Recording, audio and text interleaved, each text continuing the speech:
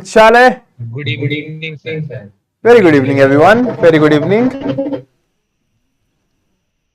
जल्दी से कैमरे ऑन कर लो, नहीं तो मेरा कैमरा भी बंद हो जाएगा। Good evening sir. Very good evening everyone, very good evening. सबने चाय वाय पी ली क्या? Good evening sir. Good evening, good evening. क्या जब लोग आप सब लोग मेरे को अकेले अकेले गुड इवनिंग बोलोगे क्या? तो मेरे को हर बार रिपीट करना पड़ेगा। आप लोग चैट पे डाल दिया करो आते ही, ठीक है? गुड इवनिंग, अटेंडेंस दे दिया करो पूरा। 1 2 3 4 5 10 15 20 25 लोग आ चुके हैं, 5 लोग अभी एब्सेंट हैं, आने दीजिए। तब तक आप चाय वाय पी सकते हैं एवरीवन। इस क्लास में खाना पीना अलाउड है, चिल कर सकते हैं आप। मैं तो लेट क्लास ले रहा हूँ। लेट कैमरा दिखाना अपना। कौन है ये लेटने वाला? कौन बोला था ये लेटने वाला? कैमरा ऑन करें इसका। तुम्हें पता है ना तुम्हारे कैमरे का एक्सेस मेरे पास भी है, तो मैं ऑन कर सकता हूँ। इवन तो तुम्हारा ऑफ है, मैं इधर से ऑन कर सकता हूँ। तो तुम जो उल्टे सीधे बैठे हुए ना, सब पोले खुल जाएंगी, फिर फालतू में वायरल रील बन जाएगी, फेमस हो जाओगे तुम लोग। गलत रीजंस के लिए फेमस हो जाओगे। Cool everyone. तो इलेक्ट्रिसिटी हम पढ़ रहे हैं, और मॉड्यूल और डीपीपीस जो है वो अभी 1-2 दिन लगेंगे उसको अपलोड होने में, क्योंकि उसका कुछ एडजस्टमेंट्स चल रहे हैं, ठीक है? जो अभी मॉड्यूल और डीपीपी बना था वो काफ़ी कम लेवल का बना था। मैंने रीचेक किया तो मैंने बोला कि लेवल बढ़ाओ, बच्चे अच्छे हैं। तो अभी आपको आईआईटी के सीधा क्वेश्चंस उसमें डाल के दे रहे हैं, तो बढ़िया मज़े आएंगे फिर, ठीक है? तो 1-2 दिन रुक जाओ, और रुकोगे तो बहुत अच्छे मॉड्यूल्स जो हैं वो हम आपके लिए बना रहे हैं। इसी के साथ एवरीवन लेक्चर 2 हम स्टार्ट करने वाले हैं। लेक्चर 2 चैप्टर वाइज मिलेगी या एक साथ सारे चैप्टर वाइज मिलेगी बच्चा। हर चैप्टर की अलग अलग से मिलेगी, सॉफ्ट कॉपी मिलेगी, उसी में से होमवर्क मिलेगा, और आपकी डीपीपीज भी लेक्चर वाइज मिलेगी। तो लेक्चर नंबर 3 से आपको डीपीपी नंबर 1 मिलना स्टार्ट होगा, डीपीपी नंबर 1, फिर हर लेक्चर में आपको एक एक डीपी मिलता रहेगा, ठीक है? तो मॉड्यूल जो है वो तो आपको नेक्स्ट लेक्चर 1 या 2 लेक्चर्स में मिल जाएगा, और डीपीपी आपको हर रोज एक एक लेक्चर में मिलती रहेगी, ठीक है एवरीवन? लास्ट क्लास में हमने क्या पढ़ा था जी बताइए। सर मॉड्यूल के कुछ सिलेक्टिव क्वेश्चन ही करने हैं या सारे? मॉड्यूल के बच्चा वो आपको मैं बताऊंगा, ठीक है? जो क्वेश्चन क्लास में मैं आपको दूंगा होमवर्क में, वही आपको करने हैं, और हर रोज कुछ कुछ मैं क्वेश्चंस दूंगा, और एंड में जाते जाते हमारे वो सारा मॉड्यूल कवर हो जाएगा, ठीक है? तो आपको खुद से कुछ नहीं करना है, क्लास में जो भी मिलेगा वही आपको करना है। Any other doubt? Sir 12th का कितना सिलेबस कवर हो जाएगा हम लोग को 10th में? 12th का बच्चा आपका 60 to 70%, 60 to 70% इलेक्ट्रोस्टैटिक्स आपका 10th में ही कवर हो जाएगा। रिमेनिंग 30% भी मैं कवर करवा सकता हूं, वो डिपेंड करेगा कि 70% में आप कैसा बिहेव करते हो। अगर 70% में आप बेहोश हो गए तो फिर मैं 30% का रिस्क नहीं ले सकता हूं, है ना? फालतू में हार्ट अटैक आ जाए, तुम यहाँ पे लेटे हुए और कोई लोग रोने लग जाएं, तो वो मैं नहीं चाहता हूं। तो पहले 70% तक पहुंचेंगे, देखेंगे कि क्लास का माहौल कैसा है। अगर सब लोग हंसते हुए जैसे अभी हंस रहे हो ऐसा हुआ, तो मैं आगे का 30% भी करा दूंगा, और फिर 10th क्लास के बाद ही तुम्हें आईआईटी का एग्जाम भी दिलवा देंगे। और अगर तुम रोते हुए मिले तो फिर हमें थोड़ा सा वेट करना पड़ेगा, ठीक है? वो डिपेंड करता है बच्चा क्लास पे। और कोई डाउट? पूरे 12th का 70%? हाँ जी बच्चा, मतलब इलेक्ट्रिसिटी में हम जो 12th का इलेक्ट्रिसिटी चैप्टर है उसका 70% हम 10th में ही कर लेंगे, ठीक है? और कुछ? सर 12th में कितने चैप्टर्स हैं? 12th में बच्चा फिजिक्स में 5 और 4 9 चैप्टर्स हैं बच्चा। उस 9 चैप्टर्स में से कितने चैप्टर्स कवर कर लेंगे सर? 9 चैप्टर्स में से कितने कर लेंगे हम? इलेक्ट्रोस्टैटिक्स कर लेंगे, हम करंट कर लेंगे, उसके बाद हम ईएमआई कर लेंगे, मैग्नेटिज्म कर लेंगे 4, लाइट कर लेंगे 5 chapters. Cool everyone. So last class में हमने क्या पढ़ा था? डाउट है। बताइए जल्दी बताइए। सर मैं बोल रहा था कि ऐसा ही क्यों होता है कि एक इलेक्ट्रॉन इलेक्ट्रॉन आपने बोला था लास्ट क्लास में कि इलेक्ट्रॉन स्मॉलेस्ट ऑब्जेक्ट है जिसके ऊपर नेगेटिव चार्ज आ सकता है। ऐसा क्यों है कि बस इलेक्ट्रॉन के पास नेगेटिव चार्ज आ सकता है, न्यूट्रॉन के पास नहीं आ सकता, या इलेक्ट्रॉन छोटे ऑब्जेक्ट्स के पास नहीं आ सकता, या प्रोटॉन के पास नहीं आ सकता, या ऐसा क्यों है कि इलेक्ट्रॉन के पास पॉजिटिव चार्ज नहीं आ सकता? ऐसा क्यों होता है कि बस इन्हीं तीन पार्टिकुलर इन्हीं दो पार्टिकुलर चीजों के पास ही पॉजिटिव और नेगेटिव चार्ज आ सकता है? कौन बोल रहा है पहले तो ये बताओ। सर मैं ध्रुव हूँ। कहाँ है ध्रुव भाई? तो अच्छा, तुमने शक्ल तो दिख नहीं रही ध्रुव। हाँ ठीक है, अब ठीक है। हाँ तो देखो बच्चा, इसने डाउट क्या पूछा है कि इलेक्ट्रॉन के पास ही नेगेटिव चार्ज क्यों आता है, बाकियों के पास नेगेटिव चार्ज क्यों नहीं जाता है। ठीक है ये बहुत ही इस क्वेश्चन को मैं इस तरह से आपको समझाता हूं कि इलेक्ट्रॉन के पास नेगेटिव चार्ज दिया नहीं गया है, ठीक है, उसके पास ऑलरेडी नेगेटिव चार्ज है, वो ऑलरेडी स्मॉलेस्ट एलिमेंट है।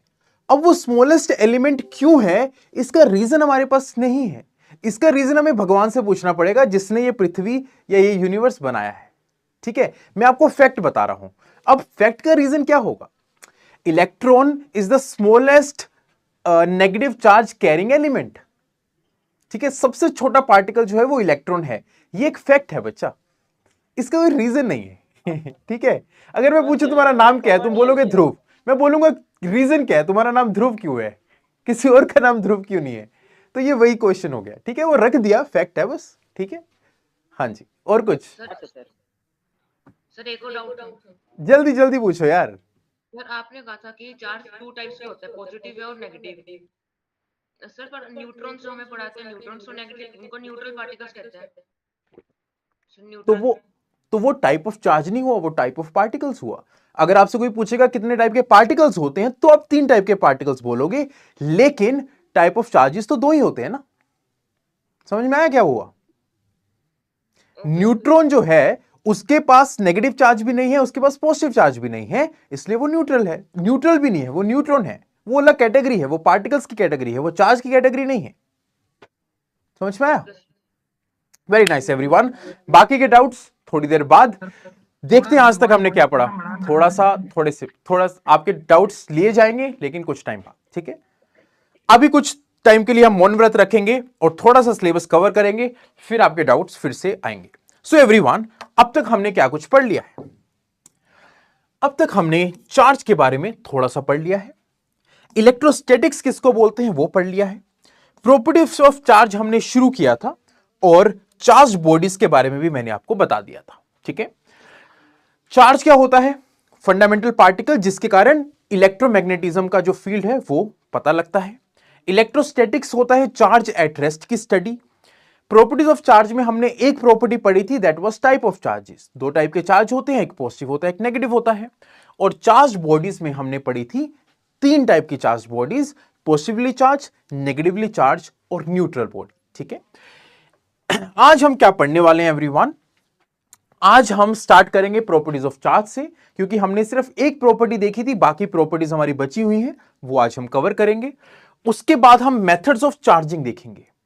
मैंने आपको लास्ट क्लास में बताया था कि आप अगर किसी को चेयर पे बिठा के उसको रब करोगे, या बैलून को रब करोगे, या फिर कार को दौड़ाओगे हवा में, तो वो चार्ज हो जाती है। वो चार्ज क्यों हो जाती है, उसका रीजन क्या है, उनके बारे में हम पढ़ेंगे। मेथड्स ऑफ चार्जिंग, किसी बॉडी को हम चार्ज कैसे कर सकते हैं। फिर हम इलेक्ट्रोस्कोप के बारे में पढ़ेंगे अगर हमें टाइम मिला, और कुछ कुछ क्वेश्चंस भी हम थ्रू आउट करते रहेंगे। सब चीजें स्टार्ट करने से पहले एक क्वेश्चन मैं आपके लिए लेके आया हूं। इस क्वेश्चन का आंसर जल्दी से बता दीजिए क्या होगा। आपको बोलना नहीं है, आपको चैट पे लिखना है। देखते हैं सबसे पहले चैट पे कौन लिखेगा।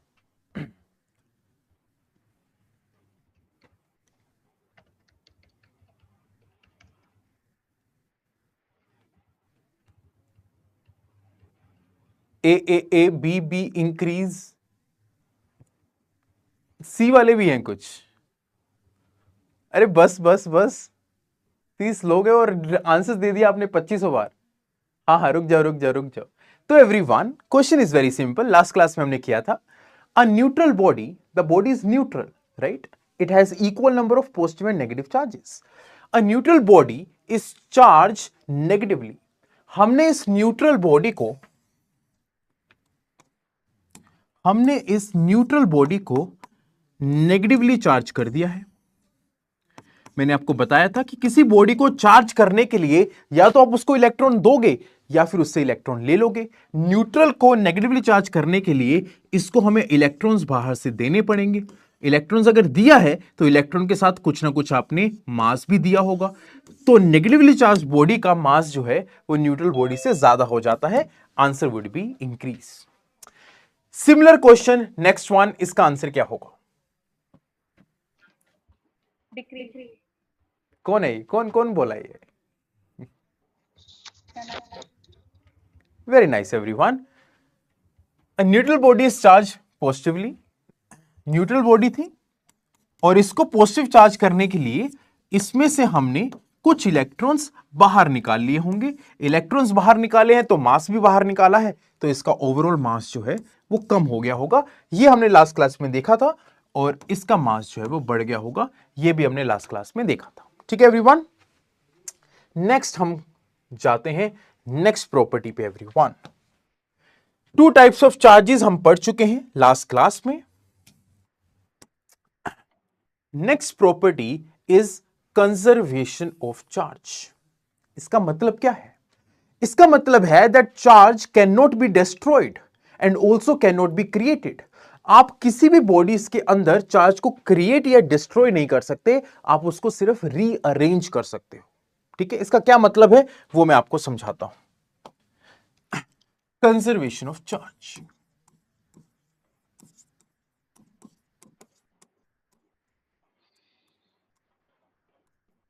तो कंजर्वेशन ऑफ चार्ज में एवरीवन ध्यान से देखिए, मान लीजिए हमारे पास दो बॉडीज हैं, एक बॉडी ये है और एक बॉडी ये है। ठीक है,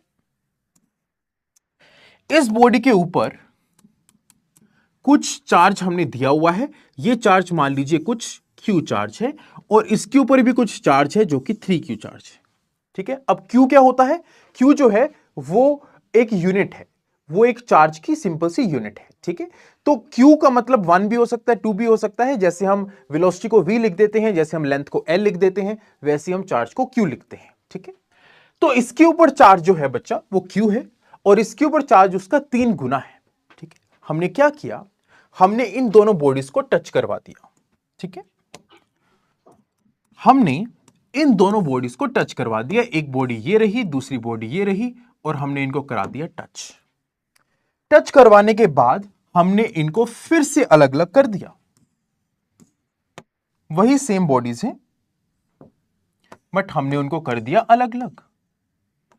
जैसे हमने उनको अलग अलग किया, आइडेंटिकल बॉडीज हैं। ठीक है बच्चों, अब आपको बताना है कि इनके ऊपर कितना कितना चार्ज आ जाएगा। क्या लगता है आपको?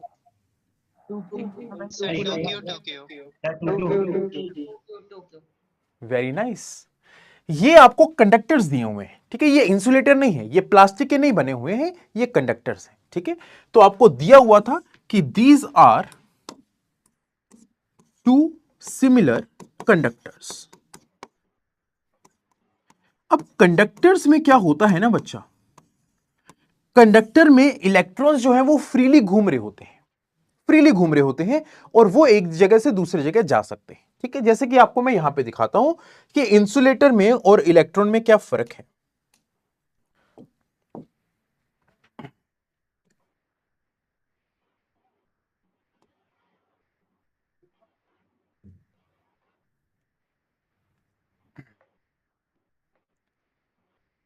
ये इंसुलेटर है, ये कंडक्टर है। यहां पे पॉजिटिव चार्ज इसका भी रेस्ट पे है, पॉजिटिव चार्ज इसका भी रेस्ट पे है। पॉजिटिव चार्ज का मतलब है न्यूक्लियस। ठीक है, और ये पूरा एटम है।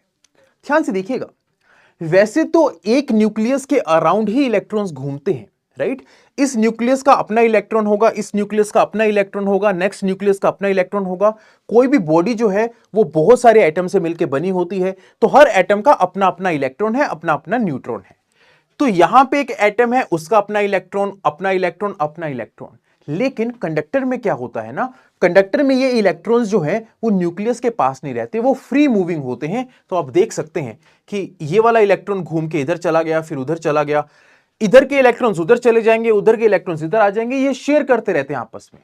तो इसलिए हम बोलते हैं कि कंडक्टर्स में इलेक्ट्रॉन्स फ्री होते हैं, वो एक जगह से दूसरी जगह जा सकते हैं। बट इंसुलेटर में क्या होता है, ये इंसुलेटर है, इंसुलेटर में अपना अपना इलेक्ट्रॉन अपने अपने के अराउंड ही घूम रहा होता है, वो दूसरे के पास नहीं जाता। तो यहां पे इलेक्ट्रॉन्स जो हैं वो बाउंड हैं, वो न्यूक्लियस से बाउंड है, न्यूक्लियस उनको छोड़ नहीं रहा, न्यूक्लियस के साथ वो अट्रैक्टेड हैं।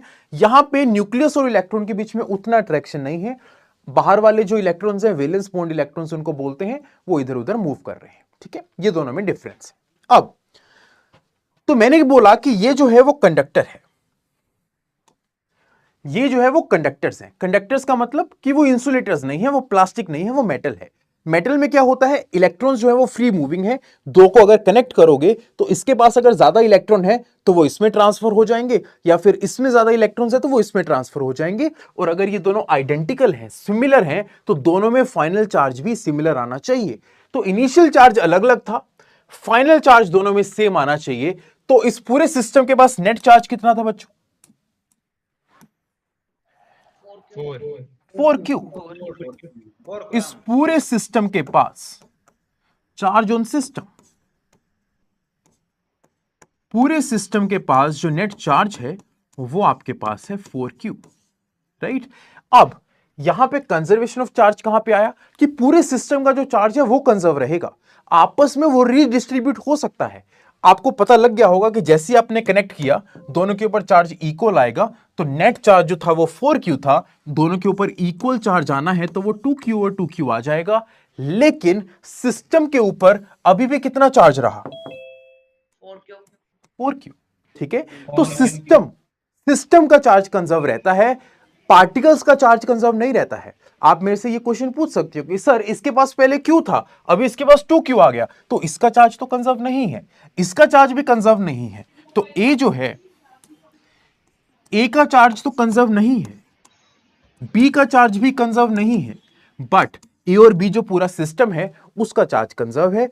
अब ये तो मैंने आपको एक छोटी सी दुनिया दिखा दी, पूरा यूनिवर्स सोचो, पूरे यूनिवर्स का चार्ज कंजर्व है, पूरे यूनिवर्स के अंदर जितना चार्ज है उतना ही चार्ज है, बट पूरे यूनिवर्स में बहुत सारी बॉडीज हैं। मैं ए हूं, लेट्स से ये टेबल बी है, ये सोफा सी है, ये ब्लैक बोर्ड जो है, ये जो डिजिटल बोर्ड है ये डी है। तो ये सारी जो है वो बॉडीज है, मेरा चार्ज कंजर्व नहीं है।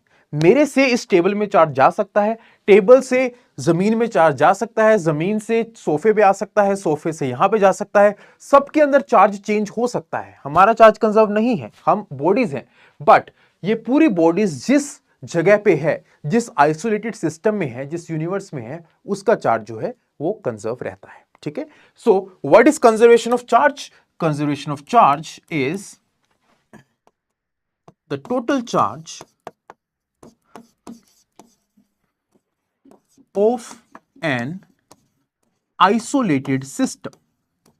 isolated का मतलब होता है अकेला, isolated system is conserved। conserved का मतलब constant। cool everyone, इसको नोट कर लीजिए।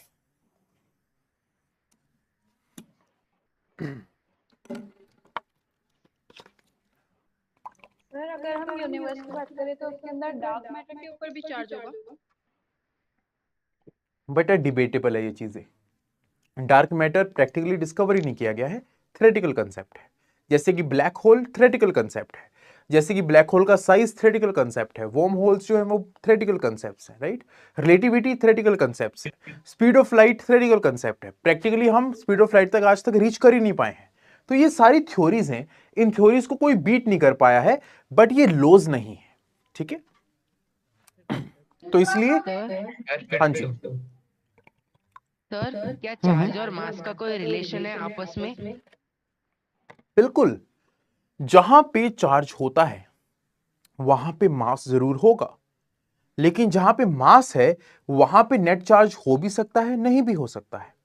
फॉर एग्जाम्पल मैंने क्या बोला, अगर मेरे अंदर चार्ज है, अगर मेरे अंदर चार्ज है इसका मतलब मेरे अंदर इलेक्ट्रॉन्स तो हैं, तो हर इलेक्ट्रॉन का मास तो होता है, तो जहां पे चार्ज होगा वहां पे मास जरूर होगा, लेकिन जहां पे मास है उसका नेट चार्ज जीरो हो भी सकता है। मतलब जैसे कि हमने न्यूट्रल बॉडी की बात की थी, जैसे कि हमने न्यूट्रल बॉडी, कहां है न्यूट्रल बॉडी, ये रही न्यूट्रल बॉडी। न्यूट्रल बॉडी का मास है कि नहीं है? Yes sir. मास होगा, लेकिन इसके ऊपर नेट चार्ज कितना है? जीरो।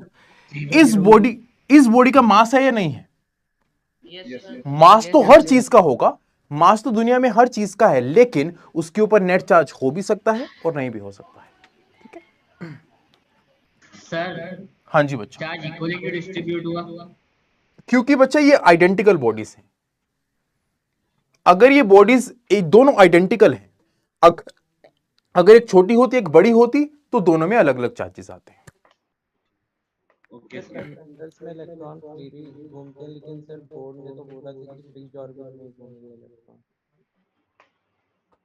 अगर एक बॉडी छोटी होती और एक बड़ी होती तो इनके अंदर कितना चार्ज आता वो भी हम बताएंगे आपको थोड़ी देर बाद।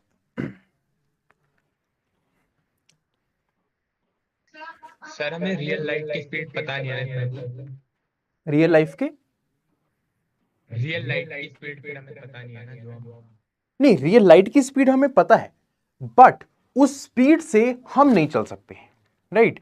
स्पीड तो लाइट की स्पीड तो फॉर श्योर 3 × 10⁸ मीटर पर सेकेंड ही है, बट प्रैक्टिकल लाइफ में कोई और ऑब्जेक्ट उस स्पीड से नहीं चल सकती है, तो आप एक्सपेरिमेंट नहीं कर सकते हो।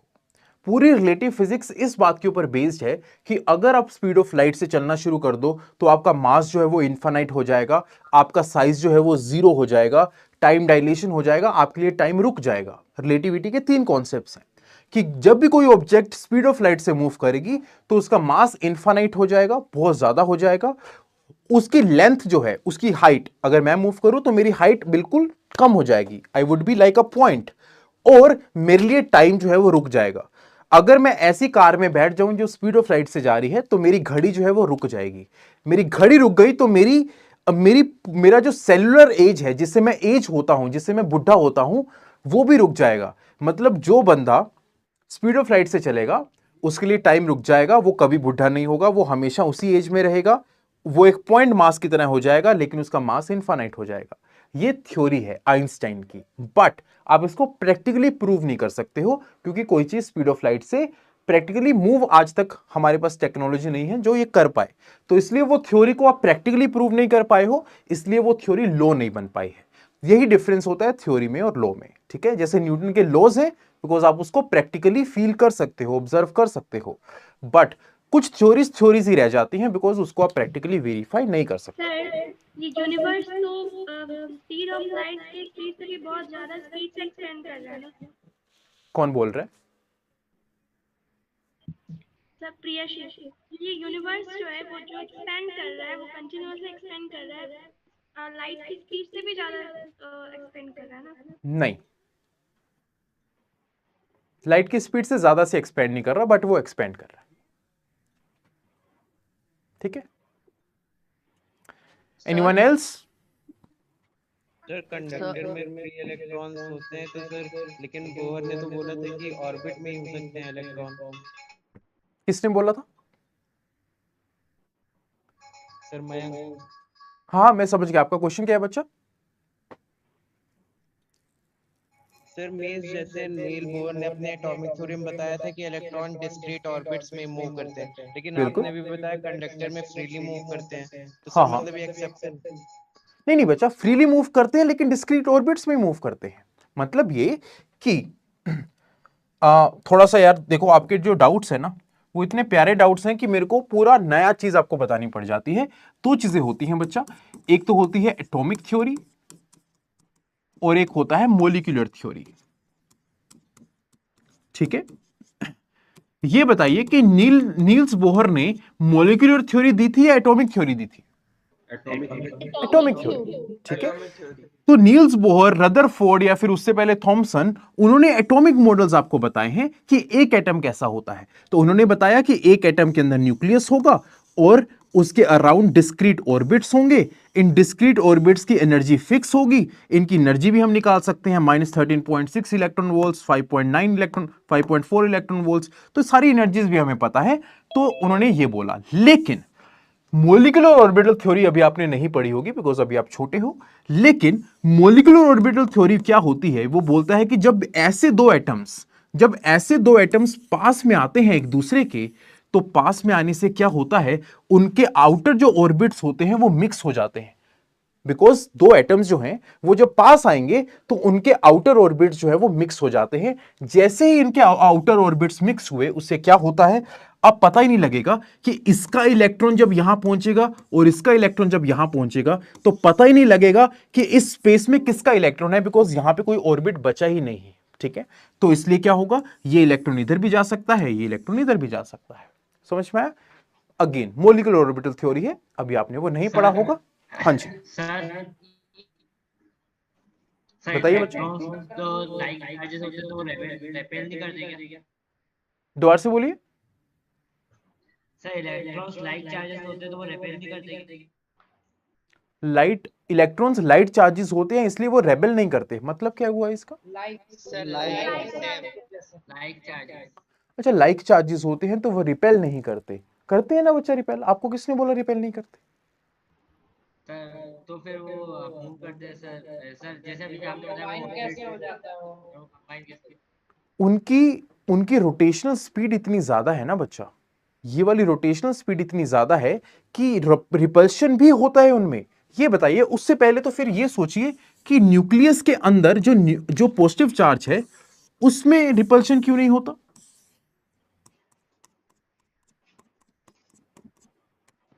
शायद से क्योंकि न्यूक्लियस भी होता है, क्योंकि स्ट्रॉन्ग न्यूक्लियर फोर्स से बाइंड होते हैं। क्योंकि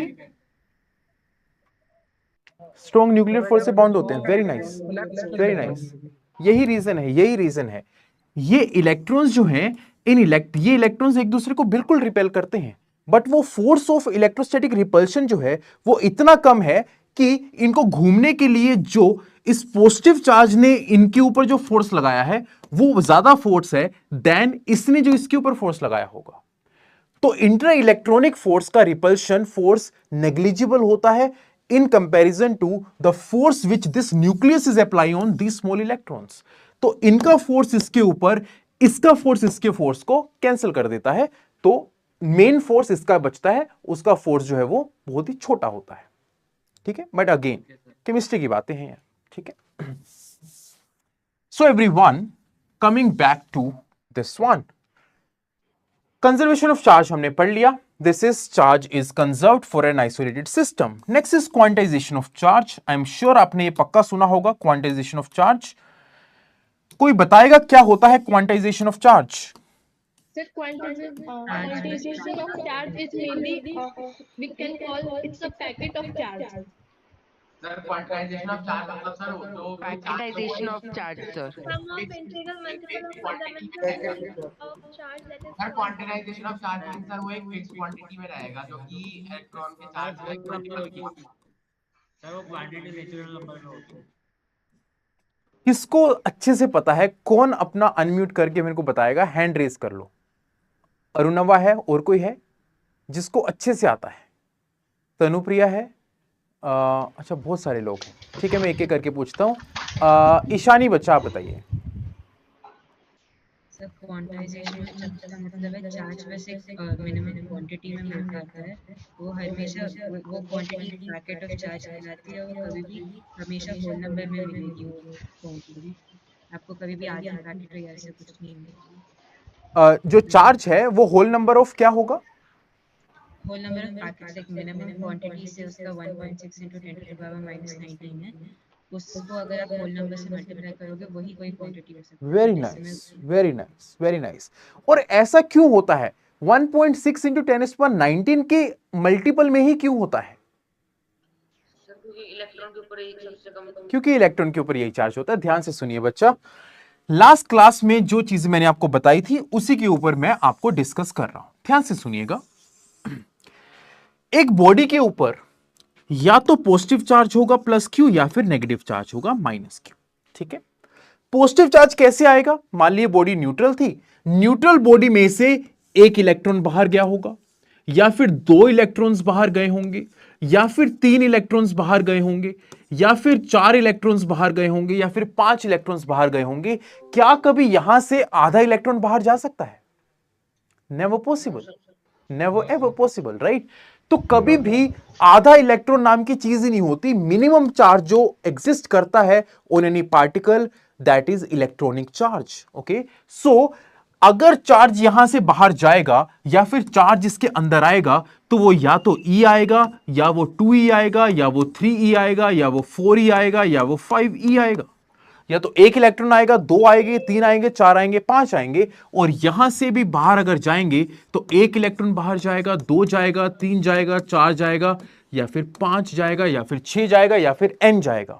मतलब ये कि किसी बॉडी के ऊपर चार्ज Q जो है, या तो वो E हो सकता है plus minus E। Plus minus E का मतलब क्या है? अगर इसमें इलेक्ट्रॉन आया तो इसके ऊपर प्लस चार्ज, अगर इसमें इलेक्ट्रॉन आया तो इसके अंदर माइनस चार्ज होगा, और इसमें से इलेक्ट्रॉन गया तो प्लस आएगा। एक इलेक्ट्रॉन आया तो इसके अंदर माइनस E चार्ज, और एक इलेक्ट्रॉन गया तो इसके ऊपर plus E charge.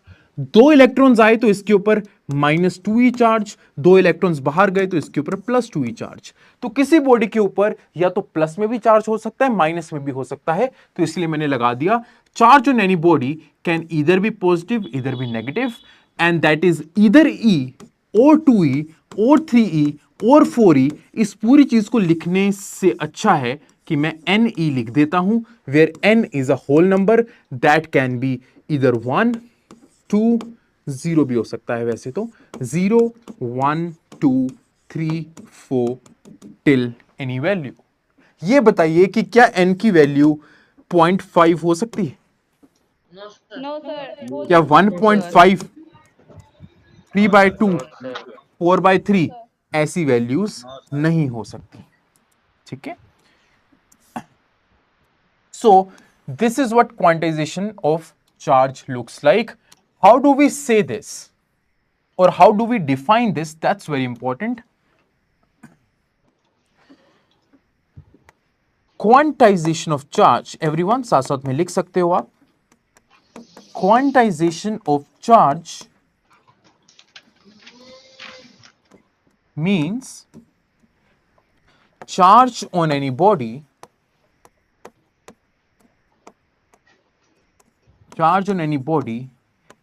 can only be integral multiple of electronic charge,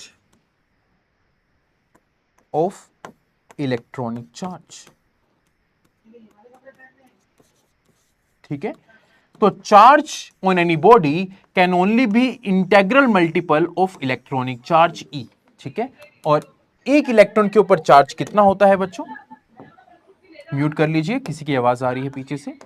1 electronic charge is 1.6 minus 19 Coulomb.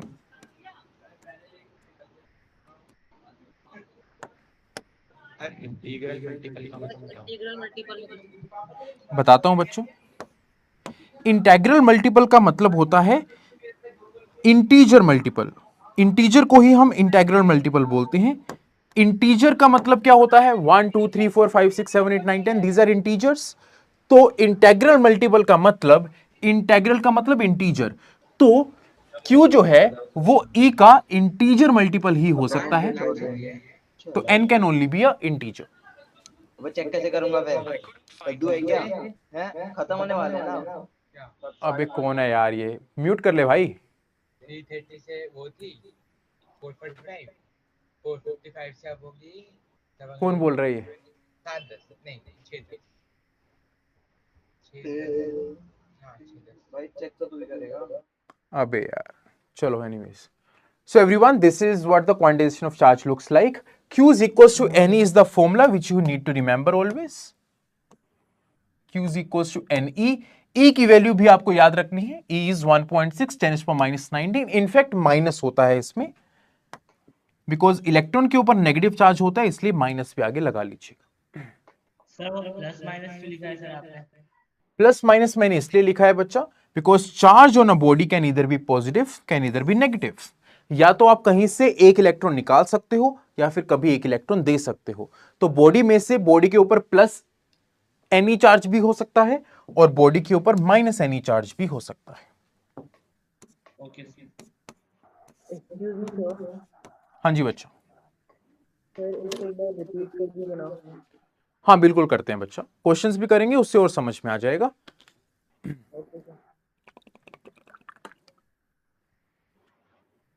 Sir yes बच्चों। सर क्या इसका कोई फॉर्मूला डेरिवेशन है? आपने जो फॉर्मूला अभी बताया है हमें। नहीं बच्चा, इसका फॉर्मूला नहीं है, क्योंकि इसका कोई डेरिवेशन नहीं है, क्योंकि ये एक एक्सपेरिमेंटल ऑब्जर्वेशन है। और एक साइंटिस्ट हुए हैं मिलिकन, उनका नाम है। मिलिकन ने एक एक्सपेरिमेंट किया था जिनको हम बोलते हैं मिलिकन ऑयल ड्रॉप मेथड, ठीक है, वहां से ये चीज आती है। सो दिस आप कहीं पे लिख सकते हो अगर कभी किसी ने पूछ लिया, वैसे कोई पूछेगा नहीं। Quantization of charge is proved bye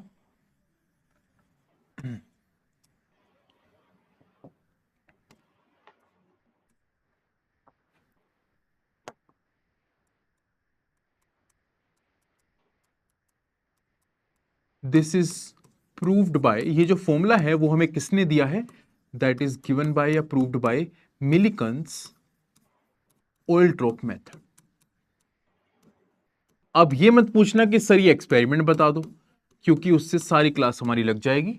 एक बार हम अपना सिलेबस खत्म करते हैं, फिर इसके बारे में हमारे पास टाइम बचा तो मैं अलग से ये एक्सपेरिमेंट्स आपको बता दूंगा, या फिर ये एक्सपेरिमेंट आप यूट्यूब पे देख लेना, और ज्यादा बढ़िया है, पिक्चराइजेशन मिल जाएगा आपको।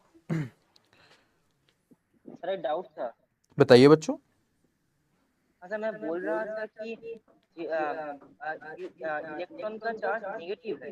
अब इलेक्ट्रॉन का चार्ज अगर नेगेटिव है तो पॉजिटिव में जब पॉजिटिव बॉडी में प्लस एन में जब करेंगे एन इनटू नेगेटिव, मतलब ओवरऑल तो हमारा क्यू पॉजिटिव बॉडी में नेगेटिव आ रहा है। तो ये हमारा पॉजिटिव में नेगेटिव वैल्यू आ रहा है चार्ज का और नेगेटिव में पॉजिटिव वैल्यू आ रहा है चार्ज का, तो यहाँ पे कॉन्ट्रडिक्शन नहीं हो रहा है?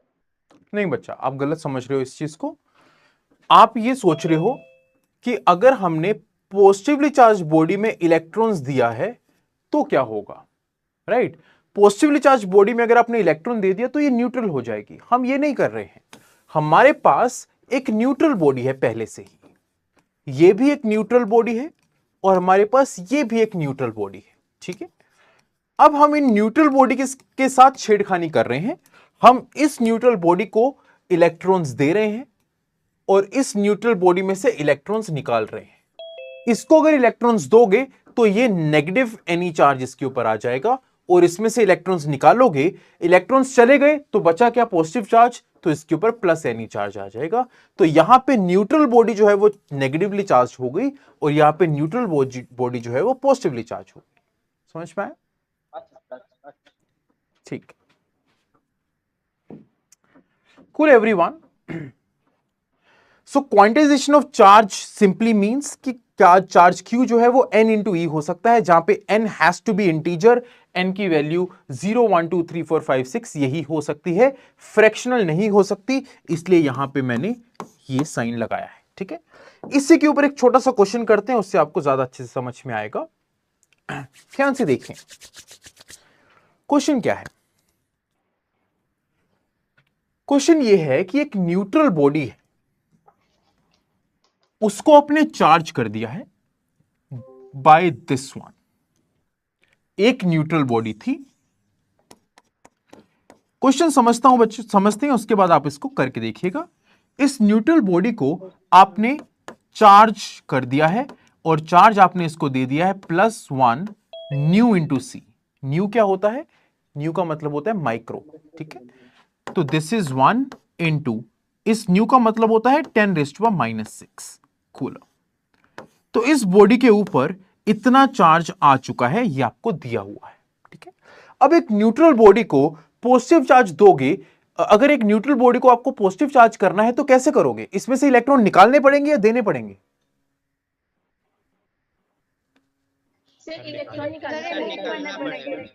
निकालने पड़ेंगे। तो इस न्यूट्रल बॉडी में से हमने कुछ इलेक्ट्रॉन्स बाहर निकाल लिए हैं, Ne इलेक्ट्रॉन्स बाहर निकाल लिए, यही उन्होंने पूछा है। Find the number of electrons transferred from it. उन्होंने बोला कि अगर न्यूट्रल बॉडी को आपने इतना चार्ज देना है तो इसमें से कितने इलेक्ट्रॉन्स निकाले होंगे। बेसिकली आपको इस क्वेश्चन में n की वैल्यू पता करनी है। तो हमें पता है कि charge Q is equal to Ne होता है।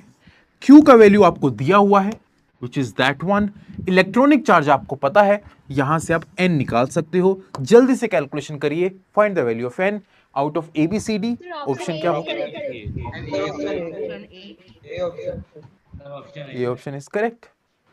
कैलकुलेटर तो यूज नहीं किया आप लोगों ने? ठीक है बच्चा, बाकी लोगों ने जिन्होंने नहीं किया जल्दी से करिए। n की वैल्यू आपको निकालनी है जो कि Q अपॉन E हो जाएगा। Q का वैल्यू आपको दिया हुआ है 1 इंटू 10⁻⁻⁶ और E का वैल्यू हमें पता है 1.6 इंटू 10⁻⁻19। आप इसको सोल्व करोगे तो आ जाएगा 1.16। Excuse me sir, just a second बच्चा, ये आता है 6.25 इंटू 10⁻⁻19 माइनस 6.626, दिस वन 12। बिल्कुल सही है, इतना आ जाएगा। हाँ जी बच्चा। Sir, my question was that body was charged by 1 microcoulomb. So हाँ जी। electron was given or taken out. दोबारा से बोलिए। सर मतलब कि इलेक्ट्रॉन अंदर दिया गया बॉडी को या बॉडी से निकाला गया है?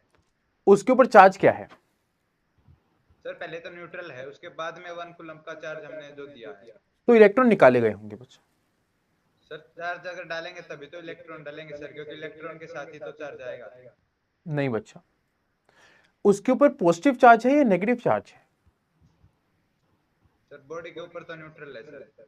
नहीं बच्चा, न्यूट्रल बॉडी तो पहले थी, उसके बाद उसके ऊपर +1 कूलम आ गया, यही आप बोल रहे हो ना? ठीक है, पहले न्यूट्रल थी फिर उसके ऊपर पॉजिटिव चार्ज आ गया। अब न्यूट्रल बॉडी पॉजिटिव कैसे हो सकती है अगर उसमें से नेगेटिव निकाल लिया जाए? तो इसलिए इलेक्ट्रॉन्स हमने निकाले हैं, तब उसके ऊपर +1 आएगा। Okay sir, thank you sir. Thank you बच्चा। तो ध्यान से देखो बच्चा, ध्यान से देखिए, इसमें आपको अगर आपने नोट कर लिया है तो ये जो नंबर है ना, ये नंबर इतना बड़ा है, कितना बड़ा नंबर है ये, ठीक है, 6.25 इंटू 10⁻12। तो इलेक्ट्रॉन इतना छोटा है कि आपको इतने ज्यादा इलेक्ट्रॉन्स निकालने पड़ेंगे तब जाके उसके ऊपर इतना सा चार्ज आएगा। ठीक है, तो ये नंबर छोटे नहीं होते, इसीलिए जो हमारी वायर्स में जो भी करंट मूव करता है, उस करंट मूव क्यों करता है? बिकॉज इलेक्ट्रॉन्स मूव करते हैं, उनका नंबर जो होता है वो बहुत ज्यादा होता है। बिकॉज जब बहुत ज्यादा इलेक्ट्रॉन्स मूव करते हैं तब जाके छोटा सा चार्ज मूव करता है, तब जाके छोटा सा चार्ज आता है। ये चार्ज जो है ये छोटा सा है, लेकिन ये छोटा सा चार्ज लाने के लिए हमें यहां से इस न्यूट्रल बॉडी से कितने इलेक्ट्रॉन्स हमने निकाले, इतने ज्यादा नंबर निकाला, तब जाके ये न्यूट्रल बॉडी जो है इसके ऊपर इतना चार्ज आया है। ठीक है, तो याद रखिएगा, क्योंकि एक इलेक्ट्रॉन जो है ना बच्चा, एक इलेक्ट्रॉन के ऊपर चार्ज वो छोटा सा है। एक इलेक्ट्रॉन को निकालोगे तो बॉडी के ऊपर बहुत छोटा सा चार्ज आएगा। ठीक है, आप 2 इलेक्ट्रॉन निकालोगे, चार्ज और थोड़ा सा बढ़ेगा। जब आप बहुत सारे इलेक्ट्रॉन्स निकाल लोगे तब जाके इस बॉडी के ऊपर कुछ सब्सटेंशियल चार्ज आएगा which would be around coulomb. ठीक है, कोई डाउट है अभी तक तो पूछ सकते हैं। हाँ जी, हाँ जी बच्चा, जैसे आपने अभी तक ये याद किया होगा ना कि 1 सेंटीमीटर जो होता है वो 10⁻⁻2 मीटर होता है, 1 मिलीमीटर जो होता है 10⁻³ मीटर होता है। सिमिलरली 1 माइक्रोमीटर जो होता है वो 10⁻⁻6 मीटर होता है। 1 नैनोमीटर जो होता है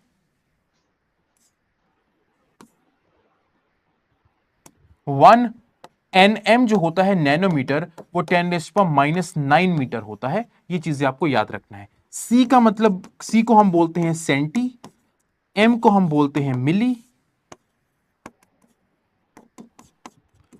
न्यू को हम बोलते हैं माइक्रो एंड N को हम बोलते हैं नैनो। ठीक है, अब ये किसी के आगे भी लग सकता है। आप 1 मतलब ये मीटर ही नहीं है, या मीटर की जगह कुछ भी हो सकता है। मीटर की जगह अगर कुछ भी होता है, विनायक बच्चा आपकी स्क्रीन हो गई है शेयर, इसको बंद कर लीजिए।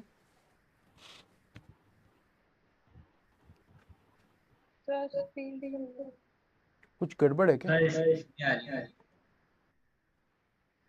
अरे अरे अरे अरे क्या हो गया?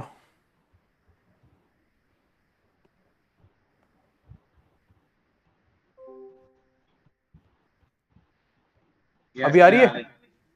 चलो ठीक है, ठीक है बच्चा। तो ये सारी चीजें होती हैं। अब यहां पे मीटर की जगह कुछ भी हो सकता है, कूलम भी हो सकता है। तो बेसिकली अगर 1 मिली कूलम पूछा जाए, 1 माइक्रो कूलम पूछा जाए, 1 नैनो कूलम पूछा जाए, तो ये क्या हो जाएगा? मिली का मतलब है 10⁻³ तो 1 मिली कूलम मतलब 10⁻³ कूलम, 1 माइक्रो कूलम मतलब 10⁻6 कूलम, 1 नैनो कूलम का मतलब 10⁻9 कूलम। तो ये कुछ कुछ चीजें हैं जो आपको याद रखनी है। सेंटी का मतलब होता है 10⁻², मिली का मतलब 10⁻3, माइक्रो का मतलब 10⁻6, नैनो का मतलब 10⁻9। ऐसे और भी बहुत सारे होते हैं। 10⁻12 भी होता है, पिको बोलते हैं उसको। 10⁻15 भी होता है, फर्मी बोलते हैं उसको। लेकिन इतना ज्यादा आपको याद करने की जरूरत नहीं। सर सबसे स्मॉलेस्ट कौन सा होता है? बेटा बहुत सारे, कोई स्मॉलेस्ट किसकी, कोई नंबर का कोई लिमिटेशन थोड़ी ना है, कुछ भी जा सकता है। 10⁻100 का भी कुछ ना कुछ नाम है, 10⁻1000 का भी कुछ ना कुछ नाम है। Okay sir. सर ई का वैल्यू नेगेटिव क्यों नहीं लिया गया? किसका वैल्यू बच्चा? ई का? Very nice question. क्योंकि उसका नेगेटिव जो है वो हमने ऑलरेडी इंपैक्ट डाल लिया है। क्योंकि ध्यान से सुनिए, जब आप किसी न्यूट्रल बॉडी से इलेक्ट्रॉन निकालोगे, इलेक्ट्रॉन अगर निकाल लिया तो इस बॉडी पे क्या चार्ज बचा? नेगेटिव या पॉजिटिव? पॉजिटिव बचा ना बच्चा। इलेक्ट्रॉन तो निकाला है तो नेगेटिव चार्ज तो चला गया, तो बचा क्या? प्लस ई चार्ज बचा। इसीलिए हमने जितना चार्ज निकला है उसके बारे में नहीं पूछा है, यहां पे जो बचा है उसके बारे में पूछा है, इसलिए हमने पॉजिटिव लिया है। ठीक है, वेरी नाइस एवरीवन। नेक्स्ट हम जा रहे हैं इस क्वेश्चन पे, who is telling a lie? इनमें से कौन झूठ बोल रहा है?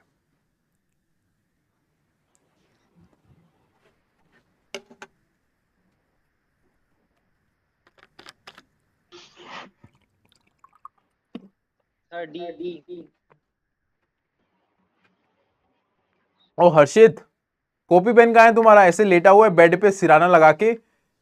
कॉपी पेन कहां है तुम्हारा? फिर ठीक है, ये गर्दन मुड़ जाएगी तुम्हारी, पोस्चर ढीला हो जाएगा। ऐसे करके चला करोगे फिर तुम सीधा होके बैठो। बाकी लोग जिनके कैमरे ऑफ है ना, कभी भी ऑन कर लूंगा, टेढ़े मेढ़े देखे ना देख लेना।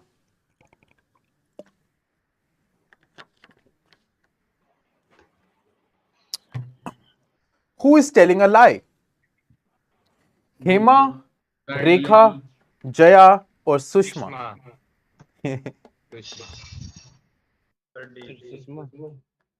कैसे निकालोगे? क्या आप निकाल सकते हो इनको? सर इलेक्ट्रॉन से फंडामेंटल ट्री होते नहीं पड़े। सर चार्ज गलत है, चार्ज की और 10 की पावर -19। उसने इतने चार्ज इलेक्ट्रॉन के भी चार्ज से कम दिया है। एग्जैक्टली। इलेक्ट्रॉन, एक इलेक्ट्रॉन के ऊपर क्या चार्ज होता है बच्चा? 1.6 into 10 to the power -19 coulomb. ये बताइए कि किसी बॉडी के ऊपर मिनिमम चार्ज कितना हो सकता है? Minimum charge of an electron. अगर जीरो चार्ज है वो तो न्यूट्रल बॉडी हो गई, कुछ ना कुछ चार्ज तो है। ये तब आएगा जब एक इलेक्ट्रॉन निकालोगे, या तो एक इलेक्ट्रॉन निकाल लिया या फिर एक इलेक्ट्रॉन दे दिया। एक इलेक्ट्रॉन निकाल लोगे तो पॉजिटिव चार्ज आएगा, एक इलेक्ट्रॉन दे दिया तो नेगेटिव चार्ज आएगा, और एक इलेक्ट्रॉन जितना चार्ज ही आएगा विच इज 10⁻19 कूलम। किसी बॉडी के ऊपर कम से कम इतना चार्ज हो सकता है, इससे कम चार्ज किसी बॉडी के ऊपर पॉसिबल ही नहीं है, राइट? तो यहां पे ध्यान से देखो, ये क्या है? 10⁻20। क्या ये चीज कभी पॉसिबल है? No sir. 10 ये वाला जो चार्ज है 1.6 10⁻19 से बहुत ही कम है। 10⁻20 जो होता है वो 10⁻19 से कम होता है, पता है ना? ये 6वीं कक्षा में पढ़ते हैं ये सब लोग। 6th क्लास में पास होके आए हो ना? कहीं तुम 6th क्लास, लॉकडाउन में तो 6th क्लास में नहीं थे कि ऐसे ही पास कर दिया हो तुम्हें? यस सर, लॉकडाउन था। हाँ, तभी तो तुम्हारा वही बैच है। तुमने फिर 6th क्लास 7th क्लास में तुमने फिर ऐसे ही पास हो गए। तुम्हें a+b का होल स्क्वायर का फॉर्मूला आता है? यस सर, वो 8th में था। अच्छा, वो 8th में था। तो 6वीं 7वीं तो तुम्हारी ऐसे ही निकल गई यार। शिट। तो तुम्हें मजे तो बहुत आए होंगे है ना? बिना पढ़े पास हो गए। Yes sir. No sir. Sir exam हुए थे। नो सर, परसेंट कम आए थे सर। सर एग्जाम हुए थे, परसेंट एग्जाम हुए थे? ऑनलाइन एग्जाम्स हुए थे? गूगल फॉर्म से एग्जाम दिया था उन्होंने। नॉट पॉसिबल बच्चा, ठीक है? ये चार्ज जो है ये पॉसिबल नहीं है, बिकॉज ये चार्ज जो है this is less than electronic charge. Less than electronic charge कभी भी पॉसिबल नहीं हो सकता है, इसलिए ऐसा होगा, ठीक है? बाकी सब चीजें जो देखोगे, ये भी उससे बड़ा है, ये भी उससे बड़ा है और ये भी उससे बड़ा है। इन सब के लिए मैं n निकाल सकता हूं, ठीक है? ये कितने चार्ज, ये कितने के लिए आएगा, ये कितने के लिए आएगा, वो निकालते हैं। लेट्स से ये n1 नंबर ऑफ इलेक्ट्रॉन्स के लिए आएगा, ये n2 नंबर के लिए आएगा, ये n3 के लिए आएगा। तो n क्या होता है बच्चों? n होता है Q/E, तो Q1/E। सबके लिए मैं निकाल सकता हूं कि कितने कितने इलेक्ट्रॉन्स जो है वो बाहर आए होंगे। तो सब में क्या करोगे, सब में आप डिवाइड बाय E जो है वो कर दोगे। तो n1 जो है वो आ जाएगा, जो Q1 चार्ज है हेमा के पास, डिवाइड बाय E। तो 3.2 इंटू 10⁻⁻18 अपॉन 1.6 इंटू 10⁻⁻19, यहां से कितना आएगा? 20 आ जाएगा। तो पहले केस में 20 इलेक्ट्रॉन निकाले होंगे, तभी आपका जाके हेमा ने 20 इलेक्ट्रॉन निकाले हैं, इसलिए हेमा के पास इतना चार्ज आ रहा है। और 20 जो है वो इंटीजर है, यस। जब जब n इंटीजर होगा तब तब आपका आंसर सही होगा। n2 की वैल्यू जो है वो आ जाएगी Q2/E। Q2 कितना है बच्चा? 6.4 इंटू 10⁻⁻16 अपॉन 1.6 इंटू 10⁻⁻19, यहां से कितना आएगा? 4000 आएगा सर। 4000 आएगा। 4000 भी इंटीजर है तो बिल्कुल सही है। यहां से आप n3 भी निकाल सकते हो। n3 आ जाएगा Q3/E। Q3 है 1.6 10⁻18 अपॉन 1.6 इंटू 10⁻⁻19, 10 आ जाएगा। ये भी इंटीजर है, ये भी सही है। लेकिन अगर आप n4 निकालोगे, n4 आ जाएगा 1.6 इंटू 10⁻⁻20 अपॉन 1.6 इंटू 10⁻⁻19, यहां से क्या आएगा? -0.1। क्या ये पॉसिबल है? n की वैल्यू या तो n की वैल्यू 1 हो सकती है, या 2 हो सकती है, या 3 हो सकती है, या 4 हो सकती है, 5 6 7 8। n की वैल्यू सिर्फ 1 2 3 4 5 6 इंटीजर ही हो सकती है, कभी भी फ्रैक्शन में नहीं हो सकती है। इसीलिए ये वाला जो है 20 हो सकती है। This is possible, this is possible, 10 is possible but not possible, इसलिए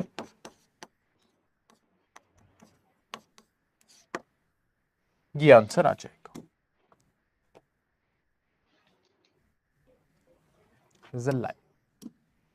जल्दी से नोट कर लीजिए बच्चों।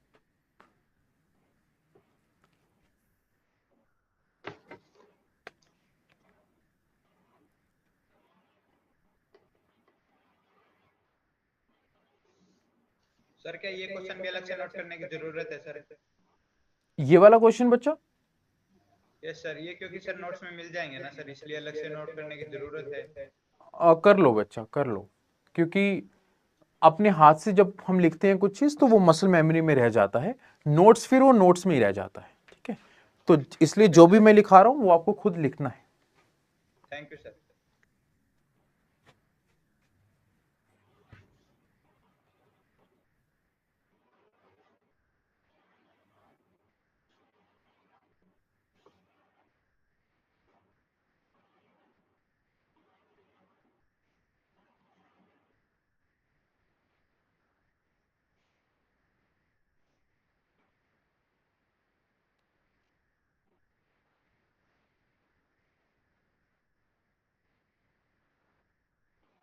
सर एक डाउट था बताइए।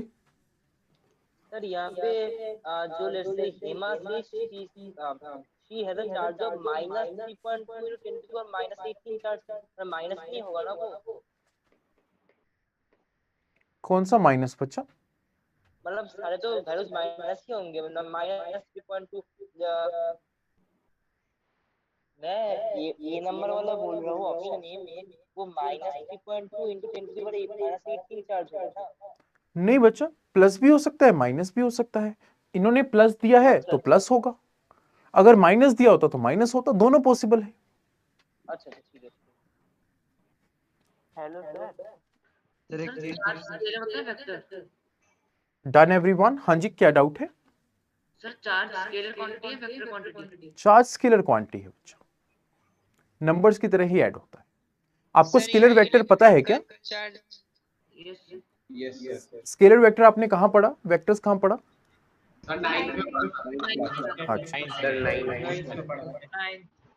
तो बच्चे चार्ज जो है वो स्केलर क्वांटिटी है, बिकॉज चार्ज की कोई डायरेक्शन नहीं होती है, ये एक सिंपल नंबर से डिफाइन होता है। ये नोट कर लिया सब लोगों ने? ये 1.6 पॉजिटिव है। 1.6 बच्चा आप नेगेटिव भी ले सकते हो, उससे कोई फर्क नहीं पड़ेगा। अगर पॉजिटिव चार्ज है तो हम पॉजिटिव से डिवाइड करेंगे, अगर नेगेटिव चार्ज है तो हम नेगेटिव से डिवाइड करेंगे, क्योंकि हमें फाइनली नंबर चाहिए। पॉजिटिव है या नेगेटिव है उससे हमें लेना देना नहीं है, दोनों चीजें पॉसिबल हो सकती हैं, बट हमें n जो है वो नंबर चाहिए। अगर n पॉइंट्स में आ गया तो वो पॉसिबल नहीं है, ठीक है? तो प्लस या माइनस में कंफ्यूज मत हो, बिकॉज उसके लिए क्वेश्चन में प्लस भी होता है और माइनस भी पॉसिबल है। तो हमें इससे कोई लेना देना नहीं है, हमें इससे लेना देना है n से कि उसकी वैल्यू क्या आ रही है, ठीक है? सर आप हमें लास्ट में रोडो पे क्वेश्चन कराओगे? हाँ जी बच्चों, बीच बीच में आते रहेंगे, इसी में ही आते रहेंगे। Next everyone is this property. Charge transfer from one body to another which means they are movable. ये हमने ऑलरेडी ही पढ़ लिया है कि एक बॉडी से दूसरी बॉडी पे चार्ज मूव कर सकता है, ठीक है? इसी से ही चार्जिंग होती है, जैसे कि मैंने यहां पे करवाया। इस केस में क्या हो रहा था? इस केस में यहां पे चार्ज Q था और यहां पे चार्ज 3Q था। आपको मेरे को यह बताना है कि यहां पे जब हमने दोनों को टच किया तो चार्ज A से B मूव किया या फिर B से A मूव किया? सर B से A B से A sir. B to A। सोच के बताओ बच्चे, सोच के बताइए। Sir both the way. आराम से सोचो, चार्ज A से B गया होगा या फिर B से A गया होगा? सर B से। सर दोनों तरफ गया होगा। दोनों तरफ क्या होगा? Yes sir. डिपेंड करता है कि नेगेटिव पहले तो ये बताइए कि जब भी एक बॉडी में चार्ज ट्रांसफर होता है तो पॉजिटिव चार्ज ट्रांसफर होता है या नेगेटिव चार्ज ट्रांसफर होता है? Negative charge electron. क्या कभी प्रोटॉन्स ट्रांसफर हो सकते हैं? No sir. Yes sir. Yes sir. बेटा न्यूक्लियर में हो सकते हैं। यहां पे आपको लग रहा है कि मैंने दो बॉडीज को जब टच कराया तो न्यूक्लियर रिएक्शन हो रहा है, यहां पे कोई बॉम्ब फट रहा है? तो यहां पे सिंपली दो बॉडीज जो है वो टच हुई हैं बच्चा। जब दो बॉडीज टच हो रही हैं तो नॉर्मल लाइफ में हमेशा इलेक्ट्रॉन्स ही ट्रांसफर होते हैं, ठीक है? तो अब बताइए कि अगर यहां पे A और B में से सिर्फ इलेक्ट्रॉन्स ही ट्रांसफर हो सकते हैं तो इलेक्ट्रॉन्स का ट्रांसफर A से B हुआ होगा या फिर B से A हुआ होगा? B से A। सोच लो, कोई जल्दी नहीं है, आपको कमेंट्स में लिखना है, मतलब चैट में लिखना है। अगर आपको लगता है इलेक्ट्रॉन्स ए से बी गए हैं तो आप ए बी लिखिए, और अगर आपको लगता है बी से ए गए हैं तो आप बी ए लिखिए, लेकिन एक ही बार लिखना है, 5-5 बार नहीं लिखना है। ठीक है चैट।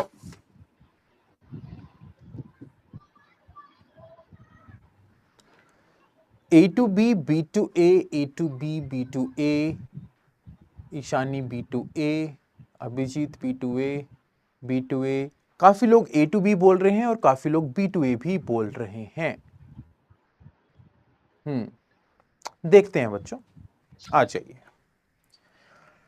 यहां पे इसके ऊपर चार्ज Q था और इसके ऊपर 3Q था, बाद में इसके ऊपर 2Q हो गया है।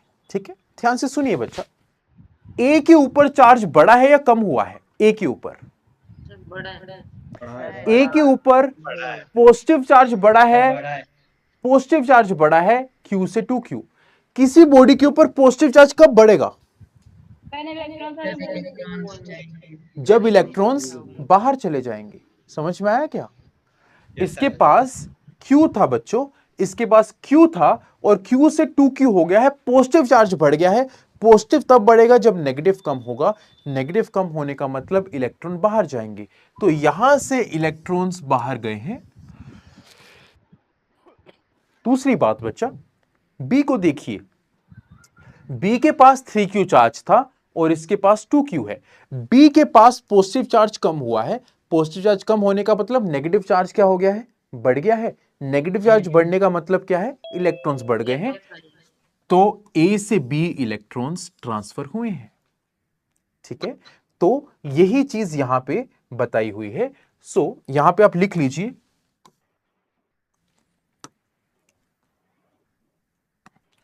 Electrons are transferred from A to B।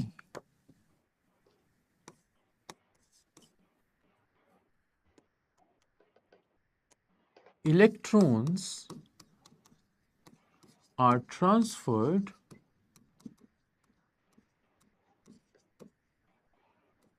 from A to B। ठीक है, और इलेक्ट्रॉन्स ही हमेशा ट्रांसफर होते हैं। और यही चीज हमने प्रॉपर्टीज में भी बोली कि जब आप दो बॉडीज को टच करते हो तो चार्ज जो है वो, इलेक्ट्रॉन्स जो है वो एक बॉडी से दूसरी बॉडी में मूव करते हैं, उसी के कारण चार्ज का भी ट्रांसफर होता है। ठीक है, so charge transfer from one body to another, which means they are transferable, they are movable। ठीक है, सिंपल सी बात है। तो चार्ज एक जगह से दूसरी जगह पे जा सकता है। इसके ऊपर तो हमने क्वेश्चन भी कर लिया है, तो इसको ज्यादा समझने की जरूरत नहीं है। Next question everyone, next property, like charges repel each other and unlike charges attract each other. ठीक है, इसको हम और डिटेल में पढ़ेंगे नेक्स्ट क्लास में, बट अभी के लिए इस प्रॉपर्टी को मैं डिफाइन करता हूं। इट सेज, इसको बोलते हैं interaction, interaction between charges. PW मतलब बिटवीन चार्जेस, कि दो चार्ज जो हैं वो आपस में कैसे इंटरेक्ट करते हैं। ठीक है, दो चार्जेस कौन कौन से हो सकते हैं?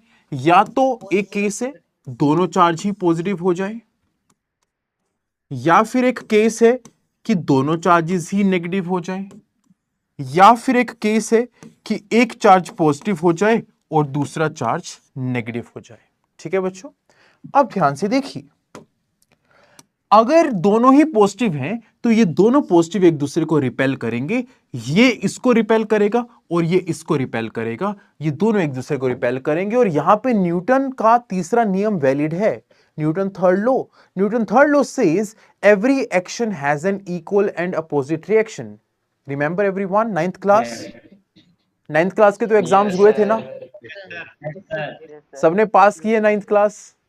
ठीक है, तो इसने इसके ऊपर जितना फोर्स लगाया होगा F, उतना ही इसने इसके ऊपर फोर्स लगाया होगा F। This is action and that is reaction. बस इसमें फर्क इतना है कि इनको एक दूसरे पे फोर्स लगाने के लिए टच में आने की जरूरत नहीं है। अगर ये दूर भी पड़े हैं तब भी एक दूसरे पे फोर्स लगाते हैं। ठीक है, जैसे कि ग्रेविटी होती है। अर्थ की ग्रेविटी जो है वो हमारे ऊपर तभी नहीं लगती है जब हम जमीन पे खड़े हैं, अगर मैं आसमान में भी हूं तब भी मेरे पे ग्रेविटी लग रही है। तो जैसे ग्रेविटेशन फोर्स होता है जिसमें जो मासेस के ऊपर लगता है, अगर दो मासेस दूर हैं तो वो दोनों एक दूसरे को अट्रैक्ट करते हैं, सिमिलरली ये एक फोर्स भी होता है। इस फोर्स का नाम होता है, इस फोर्स को हम बोलते हैं, क्या बोलते हैं एवरीवन? इसको बोलते हैं इलेक्ट्रोस्टैटिक फोर्स। ठीक है बच्चा, इलेक्ट्रोस्टैटिक फोर्स, इन दोनों के बीच में इलेक्ट्रोस्टैटिक फोर्स जो है वो रिपल्शन का है। अगर लाइक चार्जेस ये दोनों भी हैं तो ये दोनों भी एक दूसरे को रिपेल करेंगे, ये भी F फोर्स से और ये भी F फोर्स से एक दूसरे को रिपेल करेंगे, F इक्वल होगा। लेकिन अगर अनलाइक चार्जेस है तो वही फोर्स ऑफ रिपल्शन जो है वो फोर्स ऑफ अट्रैक्शन में चेंज हो जाएगा, F जो है वो हमेशा सेम रहेगा। ठीक है, इस F को हम इलेक्ट्रोस्टैटिक फोर्स बोलते हैं। और ये इलेक्ट्रोस्टैटिक फोर्स की वैल्यू कितनी होती है, डायरेक्शन तो हमें पता कर लिया, इसकी वैल्यू जो है वो कितनी होती है, इसकी वैल्यू हमें कूलम्स लॉ ने बताई है, जो हम नेक्स्ट क्लास में पढ़ेंगे। Value is given by Coulomb's law.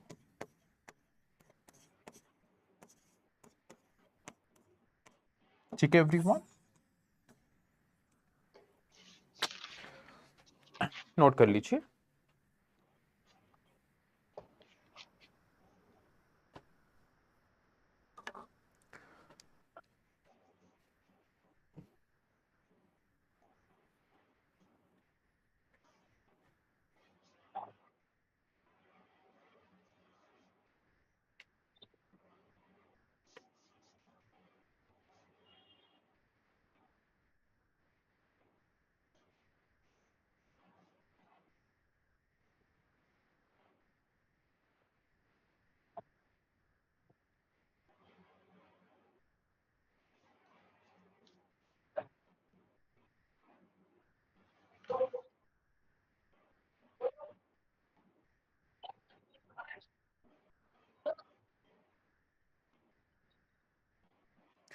कुल एवरीवन, सबने नोट कर लिया? और एक लास्ट चीज है, इसके बारे में भी हम डिस्कस कर चुके हैं, last property, that charge is always linked with mass. जहां पे चार्ज होगा वहां पे मास का होना जरूरी है। ये बताइए कि क्या ये कभी पॉसिबल है कि कहीं पे चार्ज प्रेजेंट है और मास ना हो? Never ever possible. क्या ये पॉसिबल है कि मास हो लेकिन चार्ज ना हो? न्यूट्रल बॉडी, न्यूट्रल बॉडी का मास तो है लेकिन नेट चार्ज 0 है। बट ऐसा कभी पॉसिबल नहीं है कि कहीं पे चार्ज हो और मास ना हो, बिकॉज चार्ज होगा तो इलेक्ट्रॉन होगा और इलेक्ट्रॉन होगा तो इलेक्ट्रॉन का तो मास है ही, तो वहां पे मास भी होगा। इसलिए charge is always linked with mass. ठीक है, very nice everyone, this is all about properties. ये क्लास जो है 1.25 घंटे की क्लास हो गई है आज से, तो आपकी अगले 4 दिन यही क्लासेस चलेंगी और हम देखेंगे कि टाइम कौन सा 1.5 घंटे वाला सही रहता है या 1.25 घंटे वाला, वो हम थोड़ी देर में चेक करते रहेंगे। 1-2 हफ्ते में हमें पता लग जाएगा कि which timing is suiting both of us better. तो एवरीवन, आपको क्या लगता है? 1.25 घंटा ज्यादा सही है?